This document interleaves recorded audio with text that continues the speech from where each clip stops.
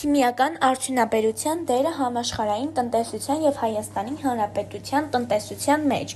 Քիմիական արդյունաբերությունը համաշխարհային տնտեսության կարևոր մաս է, որն ապահովում է հումք ու նյութեր այլ ոլորտների համար, օրինակ՝ պարարտանյութեր, դեղամիջոցներ, պլաստիկներ։ Այն ունի նորարարական նշանակություն, խթանում է տեխնոլոգիական զարգացումը և ստեղծում աշխատատեղեր։ Հայաստանում քիմիական արդյունաբերությունը փոքր է, բայց կարևոր է գյուղատնտեսության համար պարարտանյութերի և բույսերի պաշտպանության միջոցների արտադրության մեջ։ Այն նաև զարգացնում է բարձր տեխնոլոգիական արտադրանքները, բայց դեռ պահանջում է